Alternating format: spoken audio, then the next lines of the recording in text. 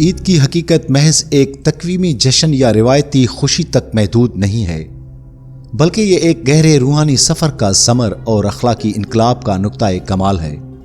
دانشورانہ اور صوفیانہ نقطۂ نظر سے عید اس وقت تک ادھوری ہے جب تک وہ انسان کے باطن میں تبدیلی نہ لائے۔ عید کا اصل فلسفہ یہ ہے کہ رمضان المبارک میں جس نظم و ضبط اور تقویٰ کی تربیت حاصل کی گئی اسے زندگی کے بقیہ مہینوں میں بھی نافذ کیا جائے۔ حقیقی خوشی کا معیار نئے اور قیمتی لباس پہننا نہیں ہے، بلکہ اصل مسرت اس روحانی پاکیزگی میں ہے جو نفس کی سرکشی کو کچلے اور گناہوں سے تائب ہونے کے بعد نصیب ہوتی ہے۔ روحانیت کے علم برداروں کے نزدیک عید کا دن ایک کڑے احتساب کا لمحہ بھی ہے۔ یہ دن اس لیے نہیں آتا کہ انسان غفلت میں پڑ جائے، بلکہ یہ اس خوشی کا اظہار ہے کہ بندے کو اپنے خالق کے حضور جھکنے اور اس کے احکامات پر عمل کرنے کی توفیق ملی۔ اس نظریے کے مطابق عید صرف ان کی ہے جن کی توبہ قبول ہوئی اور جن کا ایمان سلامت رہا۔ اگر ایک انسان عید کے دن اپنے دل میں بغض، کینہ اور نفرت پالے ہوئے ہے تو وہ اس دن کی اصل برکتوں سے محروم ہے۔ سچی عید تو یہ ہے کہ انسان کا دل نور الہی سے روشن ہو اور وہ خود کو اللہ کی گرفت سے محفوظ پائے۔ اس فلسفے کا اہم پہلو وقت کی قید سے آزادی ہے۔ عارفانہ سوچ یہ ہے کہ مومن کے لیے عید کا تعلق کسی خاص تاریخ سے زیادہ اس کے اعمال سے ہے۔ جس دن انسان اپنے رب کی نافرمانی نہ کرے اور شیطان کے وار سے محفوظ رہ کر دن گزارے، وہی اس کے لیے عید کا دن ہے۔ ظاہری لباس بدن کی زینت ہے، لیکن تقویٰ کا لباس روح کی اصل خوبصورتی ہے۔ جب تک انسان اپنی خواہشات کا غلام ہے وہ عید کی حقیقی لذت نہیں پا سکتا۔ حقیقی جشن تو نفس سے امارہ پر فتح حاصل کرنے اور خالق سے ٹوٹے ہوئے تعلق کو دوبارہ جوڑنے کا نام ہے۔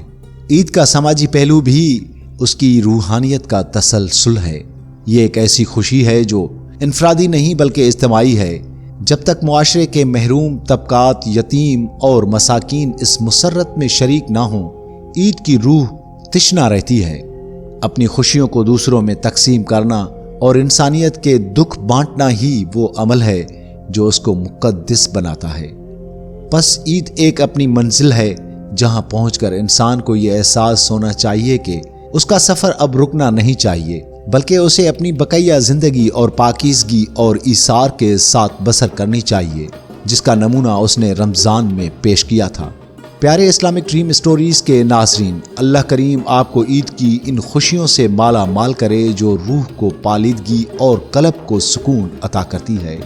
اے مالک کائنات، ان کے نفوس کو پاکیزگی کی وہ معراج عطا فرما جہاں دنیا کی زیب و زینت تیرے ذکر کے سامنے ہیچ ہو جائے۔ الہی، انہیں وہ باطنی لباس تقویٰ نصیب کر جو کبھی پرانا نہ ہو، اور ان کے دلوں کو اپنی معرفت کے اس نور سے منور کر دے کہ ان کا ہر لمحہ عید بن جائے۔ میرے ان عزیزوں کی نفس سے امارہ کی قید سے رہائی بخش کر اپنی محبت کی ابدی آزادی عطا فرما اور ان کی توبہ کو وہ شرف قبولیت دے کہ یہ تیرے ہی ہو کر رہ جائیں۔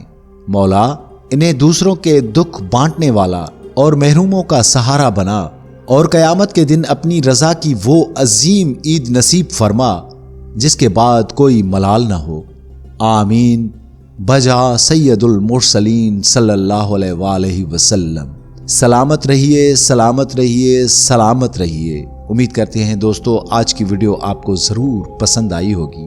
ملتے ہیں ایک اور ویڈیو کے ساتھ، تب تک کے لیے اللہ حافظ۔